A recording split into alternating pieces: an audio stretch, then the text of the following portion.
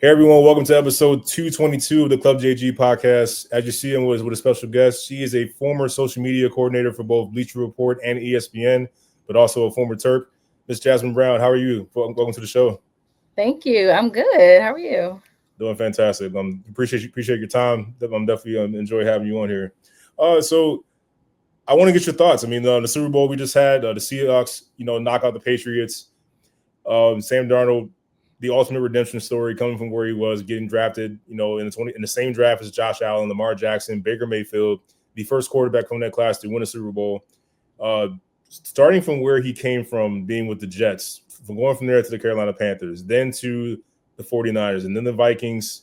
After the great season he had, they decided they wanted to turn to J.J. McCarthy. The Seahawks pick him up, and the rest is history. Just what are your thoughts overall in the game, and Sam Darnold as a whole? Like, did you have this? Who was your game pick? Who did you have winning? Let's talk a little bit about the Super Bowl here.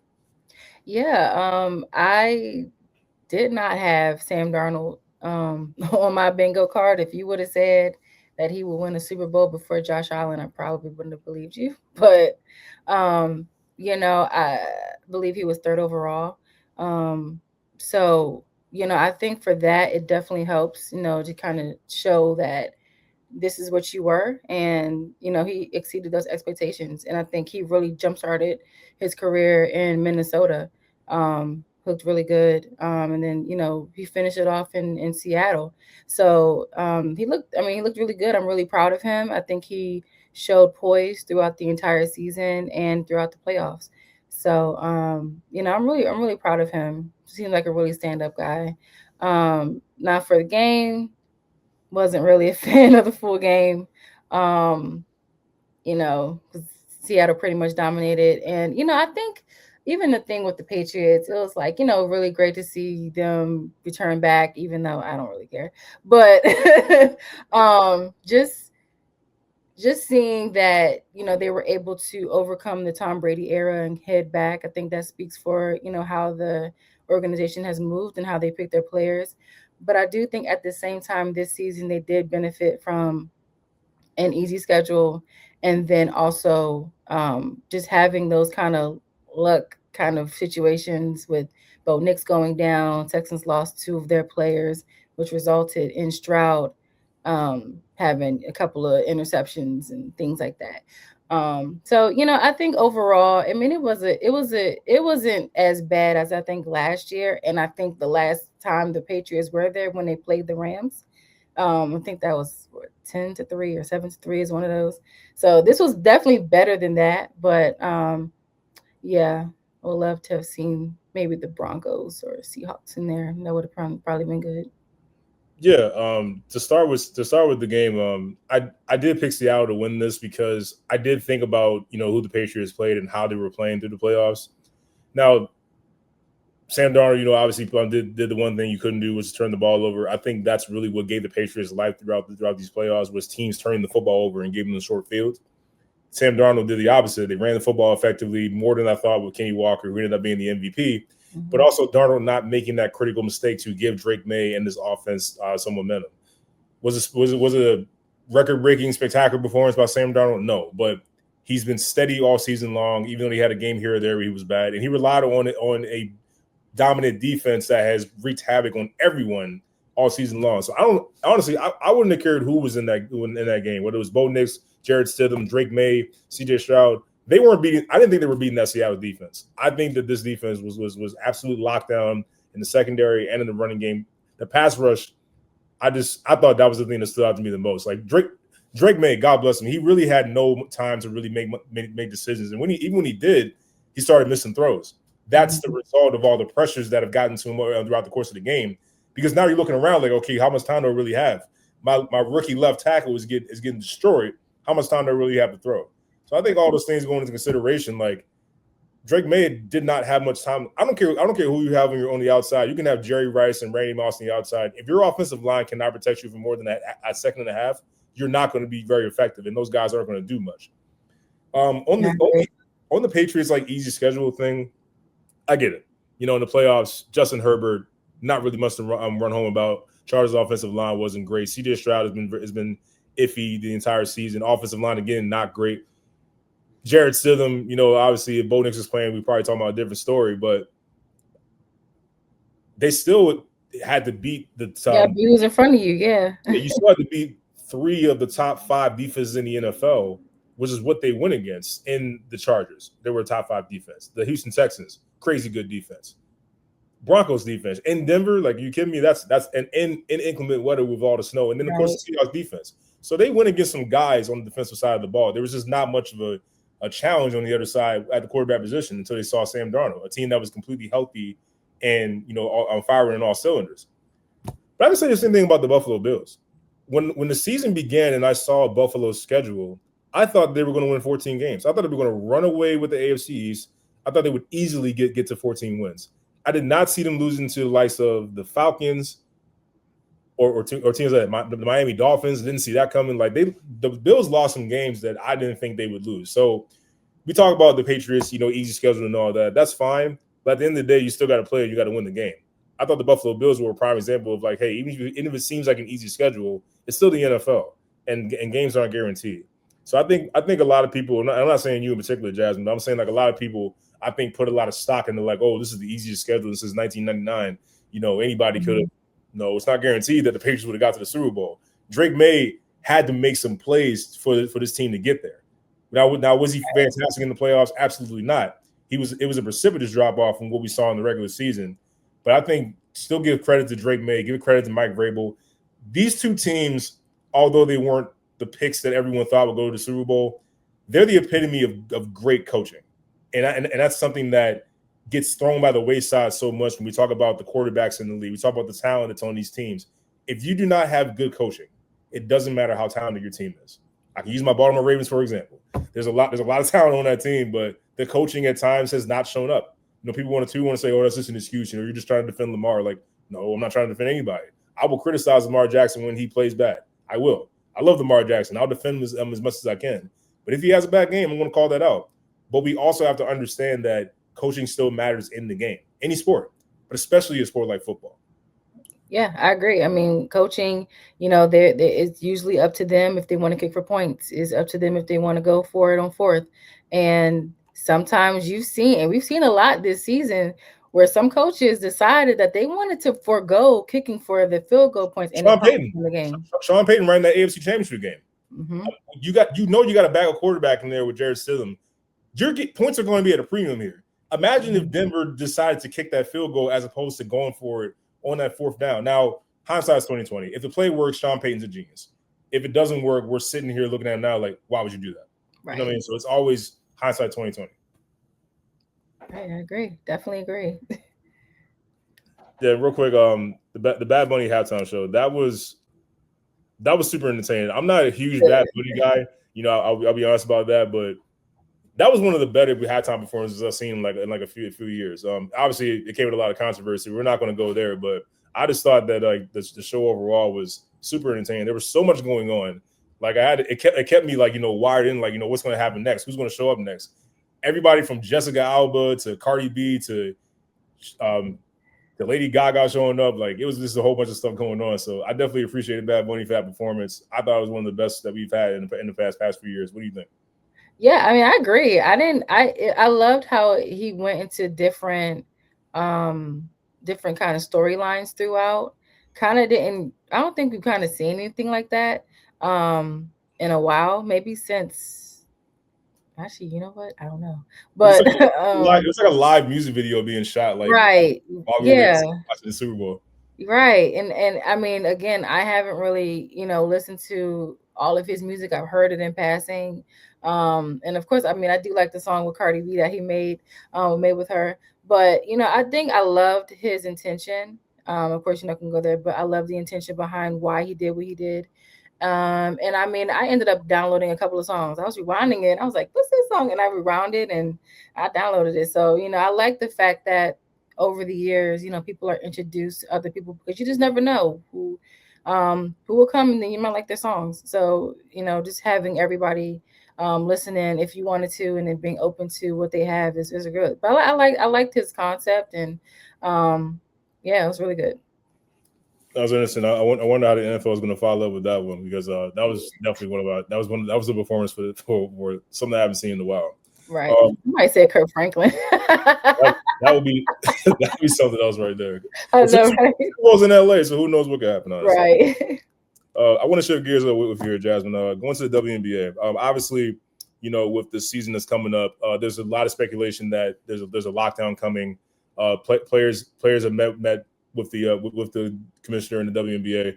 They're trying to figure out a deal here to keep the season going. But as of right now, it's not looking great. What are your thoughts overall of how we got here to a lockout? Are we inevitably, getting set up for possibly not having the WNBA season this upcoming year? Yeah, I think to answer the first question, I think when it comes to the league, they didn't anticipate what happened with Angel Reese and Caitlin Clark happening for maybe another 5 years, or maybe even 2 years from now. And during those times, I think because we didn't have the big deals, we didn't have, all the TV time and everything you see now, they were okay with, okay, this is our deal. This is how we're going to move forward. And I think now that you see other leagues, they're getting higher percentages of their revenue. They want the same thing. And I think over the years, a lot of people are like, well, they want NBA money. No, they just want a percentage of the revenue. And that's totally different from wanting $1 million. It's just totally different. Would you mind going more in depth for that, for people who don't really understand? Like, what do you mean by like saying that they're not looking for those $1 million contracts, but they want a percentage of the revenue? What do you mean like when you say that? Yeah, because a lot of times people are saying, well, they just want to make the same as the NBA players, or want to make the same as the men. They just want a share of the money that they're raking in. That's just pretty much it. And when people understand that, it'll be easier for them to follow as to why they want that. Because you have Angel Reese and Caitlin Clark that came in and just shifted, and it started even before WNBA in college.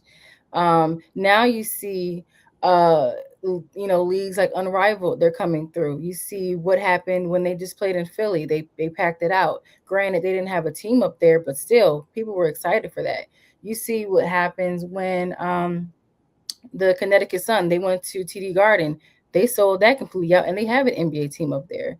So even though Angel Reese and Caitlin Clark started it, there are still people who have been invested throughout, and in result, supporting everything. So that's what these players want, and they want to, be fairly treated. And I think with with everything that's going on, I did see today that Breanna Stewart stated that there are some movement.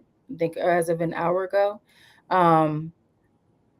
The Final Four is coming up in about a month and a half. So I think after that, the players have to declare, I think within 48 hours. So it is still up in the air. There's still some, talks that have to be had. I'm going to be honest. I don't know. I don't know if it's going to get done. And if not, we will have to wait and see. This, I think, will be the first time the league has gone in the lockout. I'm interested to see if it does enter that stage, how it'll look. We saw what happened in the NBA when they had theirs. I think they ended up having a 52-game season. Yep. So, I'm just honestly curious to see, but hopefully they get a deal done and, move forward, and it can be a good deal to where there won't be something like this to happen again. I think you hit it right on the head when you first started your statement. Saying like, though, they just want what they're owed. The money that they brought in, the fans, the revenue overall, they want their share of that. How do we get here? Why are we even at this point? We've had this. It seems like forever since the WNBA began that the conversation is always about how much are the players making. Why are they having to go overseas? Why are they having to play in these other leagues in the off season when they should be just training or having some vacation time? Why are they doing all these things when in the NBA that's not the case? Mm-hmm. That's the part that I never truly understand. Like, okay, look, people can say like, not as many people watch the WNBA versus the NBA. You can say that, but you look at the revenue. Especially with Angel Reese and Caitlin Clark, especially with Paige Beckers. Before them, Arike Ogunbowale, Asia Wilson. who I think is in the running for probably being the greatest player in the history of the league at the pace that she's going. I don't think and that includes the great Candace Parker, who I love. But my thing is, we never should have got her. You can't tell me that. And as the WNBA commissioner, you're at the games. You see what's transpiring. How do you even allow this to get to this point? I never understand that with lockouts in any league, but here it's just the same conversation over and over again, and it's like I just failed to find like where the missteps are. Where is the miscommunication? And my mind keeps going back to the commissioner. What are your thoughts on her and like where she stands? Because I remember Nafisa Collier had speaked out about the commissioner, and I was like, well, wait, Nafisa Collier isn't exactly a person that we know that speaks out a ton, but when she speaks, everyone listens. You listen to a player of that caliber. So when I heard that, I was like, well, wait, what's going on with the commissioner? Can we learn more about what her thought process is as we approach this potential lockout? What are your thoughts on that? Yeah, I think it's a lot of vague speaking with her that people don't really appreciate. I know, of course, when it's business talk and it's deals, it's contracts, you don't want to disclose everything. But I feel like when she came in, her business background with Deloitte has definitely helped. But I think there needs to be someone who needs to come in that needs to understand, how the players are feeling. And I don't think that she fully is on board or understands that. And I think that's where the disconnect can come with people who have a business background. If they know how to do business on one side, but then when you factor in, more success in players' feelings, I think that's where it can kind of get a little jagged. So, I mean, I thought it would be some progress because we saw, I don't know if you saw, like they had the stub buds, they were on the streaming throughout the whole entire I think it was Final Four? I forgot. Oh no, throughout the finals, I believe. I forgot where they were. But they were streaming out through all that time, and she was on there and she was having fun. And I'm thinking, okay, maybe she's able to connect with them and kind of get an understanding of what they were. But after that, the talk started and it just went downhill. So I hope that they come up with a solution for it. And if not, I mean, she's been with the league for a pretty long time now. Wouldn't be surprised if they end up moving in a different direction with someone. Now, who they will replace her with, I'm not fully sure. And I know they would probably want to, since it is a women's league, keep it as a woman. And I know if they replace with a man, it'll probably start some uproar as well. But we never know. We'll see. And that's not like a thing from me. It's just how the league operates. Because we're seeing a lot of WNBA teams, college teams, they have male coaches. So I think you would think kind of keep it like that. But we never know. We'll see. No, I can definitely understand that. I mean, we don't have any female head coaches in the NBA, so I can understand like a lot of the WNBA we want to keep it as it's been going. On a lighter note, we see, I just talked about Adrian Wilson, the trajectory that she's on. We see you see Angel Reese and Caitlin Clark changing the league before our eyes, bringing more attention to the sport. The sport overall, it's about the players. It always has been about the players. People spend money, go through the turnstiles, go to every arena to go see these star players. And then Paige Beckers, does this include? But who do you think is that next superstar that has yet to touch the WNBA but is on their way? I still we think about Juju Watkins, we think about Lauren Betts, we think about the dominant squad that UConn has right now. There's stars everywhere. So who knows? But who do you think is that next mega star that has yet to touch the WNBA? Yeah, I think right now it's hard because everyone probably would have suspected Juju right now. But with her injury, she got injured around this time last year. So, I really just don't, these types of injuries around this time hurts because, you saw this and even taking it with NBA, all those injuries that happen in the finals. It's like you can't see them all year. So you can't really get a gauge of, how they're going to look moving forward. But AZ has been doing very well. Lauren Betts has done really well. I mean, UCLA is coasting through the Big Ten. They've been coasting through. Destroying the Big Ten. Yeah, they're destroying it. I mean, they're doing what Maryland did. Maryland women's basketball did to start when they started in the Big Ten. So, she's been very dominant. And I mean, even she still has a couple years to go, but Sarah Strong has been looking really good. Amazing. I'm really impressed with Sarah Strong. Like I watched her doing the Final Four last year. She's going to be a problem. She's going to be a problem. She's going to be a problem. So, there's really good talent. I think now, but I for sure see, Lauren Betts and AZ Fudd. I think one person that I really wanted to see more potential she's on UCLA, was Kiki Rice. I thought I would see a little bit more from her, but I've been seeing flashes of like really good play from her this season. But I don't really see breakout, but I am really impressed with how she's been able to improve. So if there was like an MIP award, I would for sure give that to her. But I think that the competition is definitely through AZ and Lauren. And Texas is doing very well too. Yeah. So you think overall we're going to see more like a collection of stars versus like that big, megastar like Angel Reese, Caitlin Clark kind of jumping out at you in the draft, but it's more like a collection of like really good talent coming soon. Yeah, and I think, when you have a collection, it's easier to say, oh, well then, only this person came out great. And even piggybacking like back to the NFL, you saw Sam Darnold, you see Lamar, you see Josh, like even though, of course, Josh didn't go far, whatever, you can see like this is a class that you can all see maybe winning something or going further. I would like to see more of that than just one person coming out for the WNBA. But I think sometimes too, in how some drafts are, some players come out in the third round and they, exceed expectations. So, I think just having more of that parity that we've been seeing over the past couple of years would help the league. No, that's good.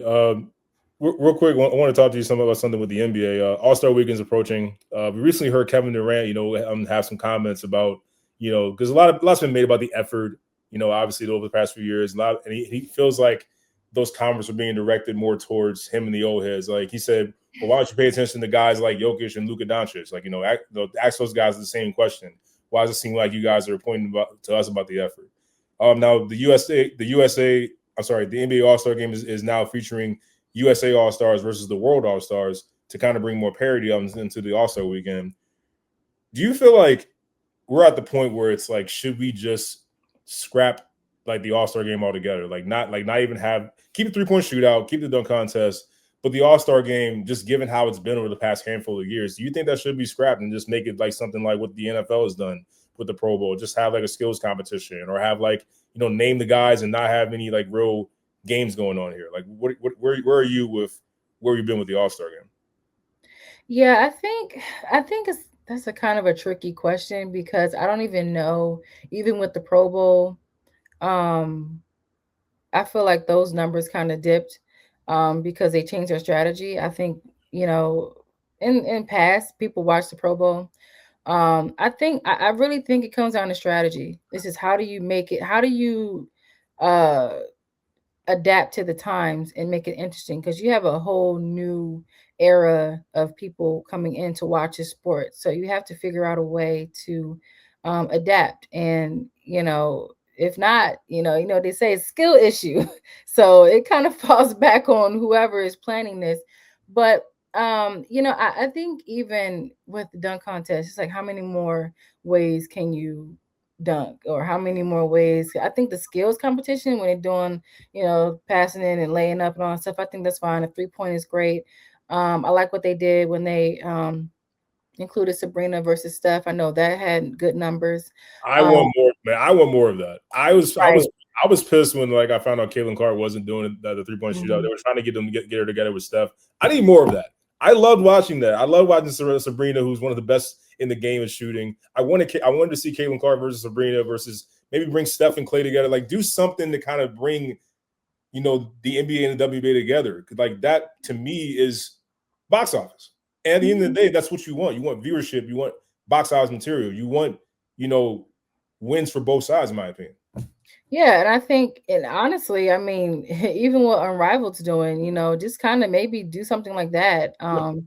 And because Unrivaled 3-on-3 is different from Olympic, you're kind of stuck in the same spot when it's in the Olympics, and it's kind of right there. But Unrivaled, you're going full court length, so that would be fun. Make it co-ed. People seem to like the co-ed now, and I'm not saying you have to drown us with that, but just kind of try some new things and maybe do a men's Unrivaled type of feel and see how that is, because at that point that is going to require effort because you don't have 4 extra bodies on the court.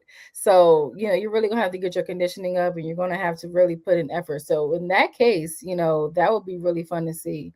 But I do think opposed to like the Pro Bowl for NFL, people do enjoy the on-court play. I think that's the closer of the All-Star game that people like. And also too, in certain cities, it's just a different vibe. So yeah, I think I don't think I wouldn't say scrap it, just strategize to make it a little bit more enjoyable. I am interested in seeing how this turns out with what, like, the World All Stars versus the NBA, because I feel like the world wants to beat the USA Stars. I think they take it a little more personal, just because it's like, we look at the NBA, the past handful of MVPs have not been from America. We haven't had an American win the MVP in the NBA since 2018. No, that's how long it's been. It's been Jokic, it's been Shea, it's been everyone, Giannis, it's been others. And now we're looking at Victor Wembanyama coming from outer space, wherever the hell he came from. He's coming in, taking over the league. So Right. I think it's gonna be really interesting. That's something I would lock into, because I kind of saw a glimpse of that last year where they were introducing it, and I really like the concept. Make these guys want to play hard, or will they get embarrassed? Because make no mistake about it, Giannis. I know Giannis isn't healthy, but if Giannis is playing, I think those guys would relish the attempt to come at those guys. So I really like the concept there with Adam Silver, and I hope it works out there for sure. Yeah, and I think one last point for that, even seeing how how everybody is when Olympics come around, they want to put on for for their country. So even now, I know some of them players want to get their lick back after what happened in the Olympics. It didn't even look like the men were projected to even get there, even the women too, because we ran to France and they were kicking. So France, I know France scared me on yeah. both sides. I mean, and it's amazing how great the world is in the Olympics now. It's not, for so long people talk about, especially with men's basketball, oh, USA is going to dominate, they're going to run through. That has been the case. We saw it in the early 2000s with those teams with Stephon Marbury, Allen Iverson, Vince Carter, and then LeBron, Carmelo, and D Wade in their younger years. They were getting stomped, and the standard from the Dream Team seemed to be gone before the Redeem Team in 2008 came back with Kobe Bryant. There's a lot of pressure to maintain that, and you watch this past Olympics, the world has caught up. We're seeing South Sudan come out of nowhere, and I know it was an exhibition game, but they gave USA a run. And you imagine if they had seen them again, who knows? Serbia, we got Serbia with Jokic. There's so much amazing talent throughout the entire world that there almost is no gap anymore. Right, I agree. Yeah, but going back to college, we're going to talk about our guys. Maryland's struggling right now on my side with the men's. It's a rough season. First year with Buzz Williams. A lot of people have been. I spoke about this before. A lot of people have been coming to me asking, like, "Hey, what's going on with your Terps? Like, do you still believe in Buzz Williams?" And I told them, "Hey, like, this is a brand new team. This is not, from the coaching staff all the way down to the athletic trainer and the strength trainer. This is an entirely different team, different roster. You can't. I feel like even in the age of NIL, you can't just throw guys together and then automatically equals a championship. I know we saw Indiana football do that and they won a championship, but that's not something that works every single year. And look, Maryland's actually coming off 2 wins here recently after they just beat Iowa. What would be your message to Terp fans who are struggling with, trying to understand like where this program is right now with the transition with Buzz Williams? Yeah, I think, at this point, over 75% of the season's finished. Just enjoy it for what it is. Yeah. I know, and I mean, I know what happened, with Willard and it just kind of never ended because it went from our Sweet 16 kind of getting blundered by all the news to getting the hire and then not exceeding or not living up to the expectations as we thought. Just enjoy it. Those boys are still playing. And actually, I was actually reading an article about 2 hours ago. Old coach, my favorite, Mark Turgeon, was actually speaking with Buzz over the weekend on Saturday. So they've been 2-0 since. So yeah, I'm gonna say alluded to him, but I mean, hey, you never know. But yeah, I mean, also too, we don't have. I think this is probably one of the rosters in a long time where we don't have anyone from Maryland on that roster. So we're going to have Baba coming in. Other parts that they know that are coming in. I think Caden, he's coming in as well. So we're going to have some good counterparts. Take a breath. Take it for this season for what it is. Then when we have an actual roster that he is putting together, then we can make that judgment to see if this is a good fit or not. And I know the numbers have not been good. I think it's 1988 is starting to come up, for a while this season. But it is what it is. It is at this point. Like disappointed, that's great. After a while, you're going to have to put those feelings away and move on. I 1000% agree with everything you said. Guys, have some patience. I believe in Buzz Williams. He has an amazing track record. I thought it was a really good hire picking him up, given what's happened with Kevin Willard. Moving on to Villanova. Side note, I thought it was hilarious, finding out that Maryland fans had went to Georgetown just specifically. I thought that was hilarious. And on that note, please move on. he is there and doing well. I'm like, guys, look, he's a great coach. God knows what he's doing. Villanova's playing really well this season. Let's let the man do his job. Let's focus on getting Maryland back to form. It's got to take a little bit of time, but yeah, that's the main thing. Like, just give this guy a chance. Let the recruiting classes that I've heard so much about come in, and let's see what his program can shape into.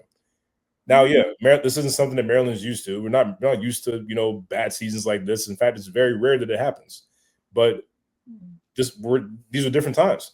The NIL that we have going on, we have coaches moving like a carousel, like players transferring. Players are transferring, coaches are taking other jobs. It takes more work. It's going to take longer to put together a program. So I think that Maryland fans, although I get your passion, I get being pissed off, I get it. Nobody wants to see this team fail like this. Mm-hmm. But these guys are still playing hard. These guys are fighting. They're competing. This is a rough, and I said before, this is a tough year to have a tough year in the Big Ten. You've got legit, on the men's side anyway, in my opinion, I think you have at least 4 teams in there that are legit national championship contenders. At the very least, like Final Four contenders. Mm-hmm. So yeah, Big Ten, shocker, is the best basketball conference in the league once again. But you got to give these guys some time. You got to give this coach some time, and I think that's where we are. On the women's side, though, it's been a little up and down for them. They started out hot. Now they find themselves kind of middle of the pack in the Big Ten. I believe their conference record right now is 7-6. How do you gauge this the Lady Terps of Maryland right now from where they are? They look like at times they look fantastic. They can beat anybody, and then there's times where it's like you kind of scratch your head saying like, well, which team am I going to get here? Yeah, I just think with them, they have endured a lot of injuries, as did the men. I think the women, they lost literally 4 starters. And then when we started our West Coast swing, we lost Rainey Wilson, who came back this past Saturday, and we rolled off 2 wins. So I think it's just been a thing of injuries because we've been in those games. We weren't getting blown out, So I think looking at it, Rainey Wilson did have a contributing factor to the games. I mean, I know we lost to Ohio State, but I mean, Ohio State's really there. I can see them even going to the Final Four on the women's side. But I think it's kind of the same. I saw a little bit of some crash outs going on. I mean, I was doing a little bit of crashing out too because I'm just like, what is this? And I think the difference was, I know a couple of years ago, I think maybe 3 years ago, we actually fell out of the AP poll for the first time, I think in maybe 14 or 16 years. Mm-hmm. So, I think this season is just a little different because we have power, we have star power, we have, players who can contribute, but at the end of the day, we have lost 4 starters. We don't have Bree McDaniel. We don't have Kayleen Schmeichel. Ava tore her ACL, and then 2 players for their ACLs. So I think throughout all of that, Brenda still has them fighting, which we were talking about earlier. Coaching matters. Of course, you're not going to it's not going to be 100% every single time because sometimes you do get out coached. But Maryland has, with the exception of UCLA, they've been in all the games, every single game. So they they peak at the right time. I think they can, make a good run, but then also overall, you can't really fault, any injuries, for this team. But I think overall they've done well. And if we had Rainey in those 4 games that we lost, who knows if uh those L's can turn into wins because we had a chance to do it. But I think they're fine. I think if we can get a center, that would definitely help. Brianna Jones definitely she was a power force, but once we get, a center and kind of get back to that style, I think we can get back to what we used to be. I agree. I always say, like, with college basketball, you want to start playing your best basketball in the month of February, right before March Madness. You never want to peak too early because then you start to hit the tail off a little bit, and then you might stumble into the tournament. You're not quite the team that everyone thought you was in the beginning. So you definitely want to start peaking right around this time, like early to mid February. And I think the Terps definitely still have a chance to do that. Real quick before we get you out of here, your national championship picks on both sides. Where are you with the men's and the women's? Who's your national championship pick? Oh, yeah, I don't know. The men's side, they had a lot of parity. At first, it looked like Arizona was just like dominating everyone, but then we saw them lose to Kansas at home. Kansas all of a sudden looks like they're back, even after the slow start they had. Obviously, the star Darren Peterson's been in and out with injuries. That still really concerns me. But this team seems to be playing better at the right time and learning to win without their star point guard freshman. Yeah, I mean, I still will have Arizona. I mean, Kansas, like you said, they're figuring it out. But I personally still have Arizona as my men's pick. I think I wouldn't say a dark horse, but I think a good, really good team. I think Michigan State can get to the Final Four. They look pretty good. Um, yeah, so I mean, I have them. I say I have Arizona winning. On the women's side, I think UConn might be repeating. It's either going to be between UConn and UCLA, depending on the bracket. Hopefully, they have them on the opposite side of the bracket, so they can meet. I think that would be a good game just to see both of those teams dominating, on in the championship. I like that pick. I'm with you on UConn. I don't think anybody's going to stop them. Like, I just feel like this is once again Gino Oriyama, another complete team that can't be beaten. Where have you seen this before? Once or twice, maybe 10 times. So I feel like this is one of those years where just like UConn's been this most complete team in basketball, and I don't think if anyone might have a chance to stop them, it may be UCLA. But honestly, I don't think anybody's going to stop them. I think they're going to finish the season undefeated, and I don't think anyone's going to stop them. On the men's side, I got to go with Michigan. I really like what I've been seeing. Like, Michigan, they went. What I haven't seen them do is go into Michigan State and win in such thorough fashion the way they did. They thoroughly outplayed Michigan State. I don't see that a ton. And even last night, they were down big to Northwestern, who's always been a sneaky, annoying opponent. Trust me, I know. Yo, I trust me. I saw it. They are annoying. They're like Boston College in the ACC. Like, right. They're not that good, but they're hard to beat, especially when they're on the road. So they had Michigan down, 10 to 12 points and everything. And Michigan showed a lot of poise, staying in it, and rallying back to win the game. So games like those two that I've seen tell me a lot about a team's makeup. Like, what do you do when you're not having your greatest game against an opponent that you are probably favored very high in? They showed me a lot in that game. So I think that Michigan, they're clearly they've been the best team in the Big Ten all season long. Now, the Big Ten has a lot of parity, as we know, but they've been the best with a bunch of elite teams. So I feel like with them being battle tested more so than I think Arizona has within the Big 12, no disrespect to Kansas, I think that Michigan will find themselves in the national championship game, and I think they win it. And that'll be great. I would love to see the Fab Five back there again as they did when they played Louisville. That would be great to see them again. That would be awesome. Real quick, you're a massive Dallas Cowboys fan, am I right? I know we often see you, talk about the Cowboys on Twitter. You talk about, the Dak Prescott and all the stuff that he gets on social media unfairly. Where are you with, just to recap, the Cowboys missed the playoffs. They traded away Michael Parsons for whatever reason they thought it was a really good idea to trade Michael Parsons. I don't think that was the best thing to do, but I'm not one Jerry Jones. I'm not the guy that's an owner and owns and also is a GM of the team. It's expected that the Cowboys are going to franchise tag George Pickens. Where are you with these Dallas Cowboys? Do you think that what is the priority here? Is it a bigger priority to sign George Pickens long term, or is it more important to get a franchise tag and then build this defense with Quentin Williams? Absolutely, the latter. Getting that out the way, the defense was putrid, awful. And even going back to what we talked about earlier with the easy schedule with the Patriots, the Cowboys had the third easiest schedule. And you would have known because that defense made them look like, you know what, I don't even want to talk about it. It was, I had never seen anything like that before. But you have to build around that defense. And I think even too, and I'm not a Jerry Jones defender, but Jerry Jones has given out large contracts and it has blown up in his face often. You see what happened with Micah. He got hurt. He's out for the rest of the season, and it would have been like, here you go, you give out a big contract, and then they're hurt. So in hindsight, for me, and I've even said I think it's okay to let him go, um, because even leading up to it, he was talking about the franchise, and then he was laying on the table, and it's just that stuff. That's kind of stained on your way out.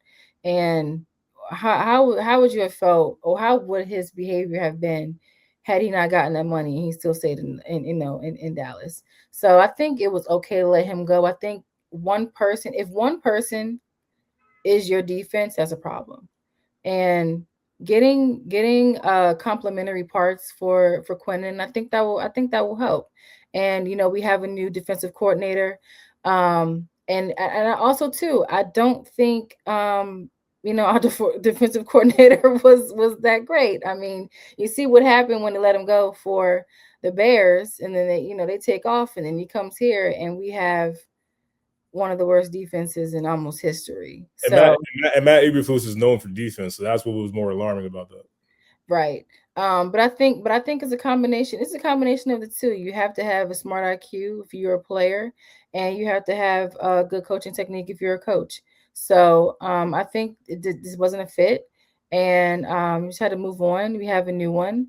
I'm not a fan of getting players from a rival, but I am excited that he is a black guy. So I think just kind of changing a little bit of a culture. I think Jerry is realizing that he could have been the problem for years, and though he did talk about that.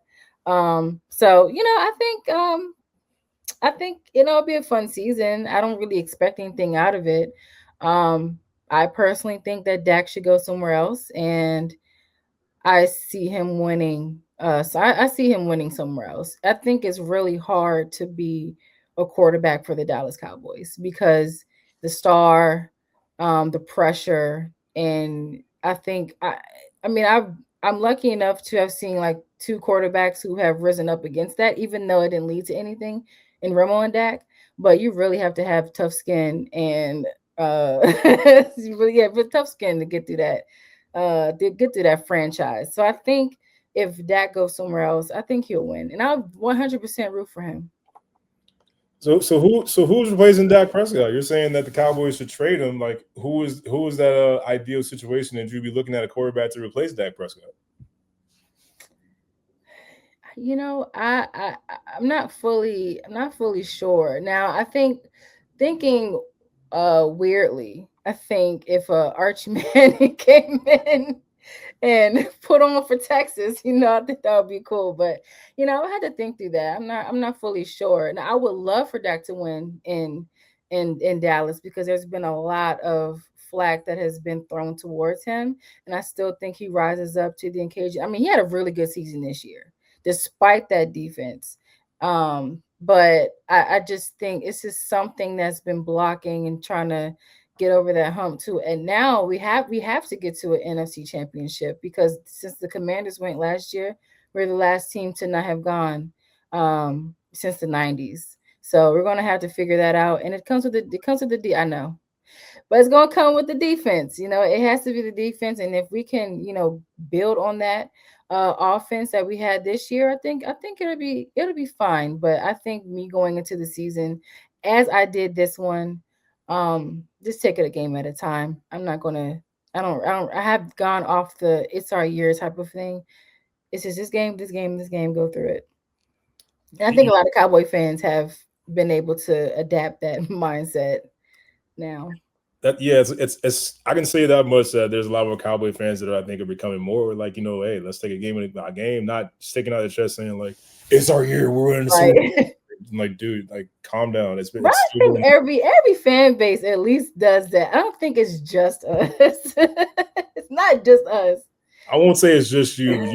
You guys are literally the poster child for fan bases that do irrational thoughts. I think you guys are still the poster child for that. You know what I will say? We are loyal. Like, we are very loyal, and if we do win, and I respect that. I respect the loyal fan base with anybody. There's Cleveland Brown fans that I know that they are still loyal to their team. I respect you, because my goodness, I don't think it gets any worse than the Cleveland Browns. But it's like I know people clown Cowboys fans, but it's just like, you wouldn't want to keep going through this every season. You got Chiefs fans, they're always gone. Patriots, they're back. You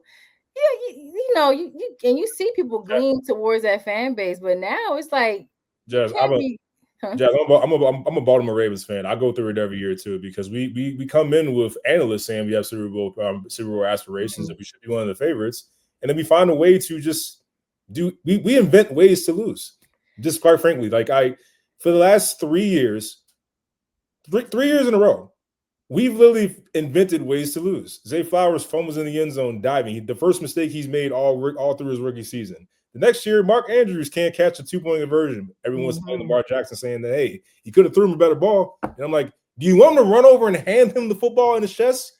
Watch the replay. The ball is in his chest. All he has to do is just wrap it up and fall backwards. Right, exactly. And then this year, it's a layup. It's a layup. I don't want to hear a damn thing. Tyler Lue's gonna be fine. I think he will bounce back. Yeah. Oh my God. It was a layup field goal. It was right down the middle, my friend. You ain't missed a field goal inside of 50 yards all season long. I don't want to hear a damn thing about, oh, he should have got closer. Why wouldn't he go for it's a 44-yard field goal right down the middle. He hasn't missed inside 50 all season long. Right, exactly. Don't give me this BS about they should have got closer. I'm sorry. I just don't, and people will come to me saying that I'm sorry, I can't buy that. It's a makeable kick, and you just hooked it wide right. You choked. Right. But again, for the third straight year, it's just like we're sitting here like, what the F just happened?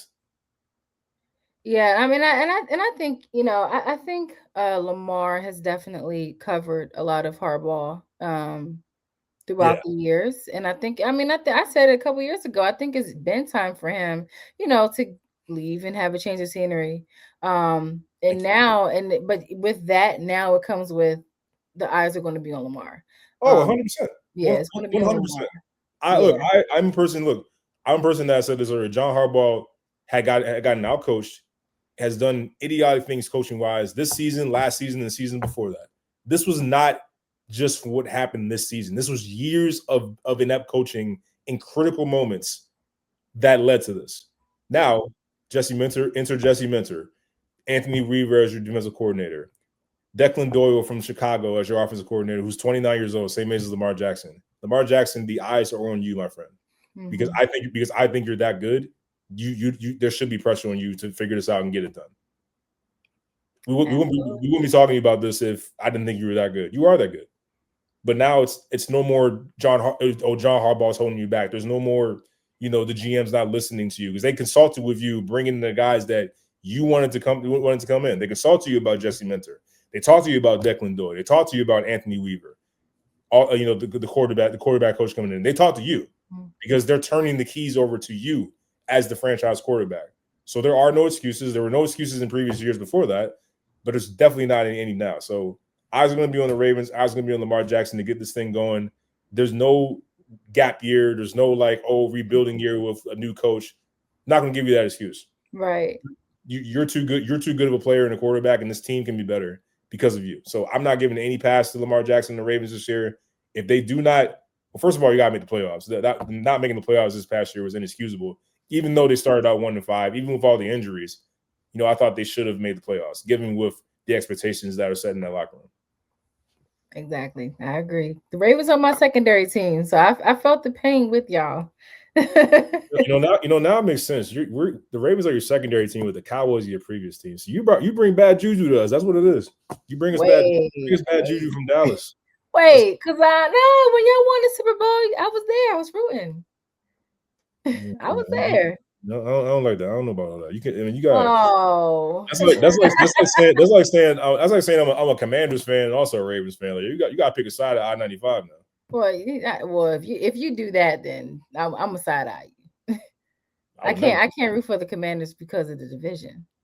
Well, yeah, that's a given, but like they're not even in the division. It's just a matter of like DMV area. Like you gotta pick a side. You either with Baltimore or you out there in Peachtree County. Cowboys ain't even there. I'm just saying, some of that bad juju came over here. Hey, Jasmine, I really appreciate you coming on the show and everything, dropping knowledge for us on the WNBA, sports in general. We will see you soon. Hopefully, we'll have you back here soon. Yeah, absolutely. This was fun. Awesome. Love to see it. Guys, thank you so much for coming to episode 222 of Club JG. We will see you next time.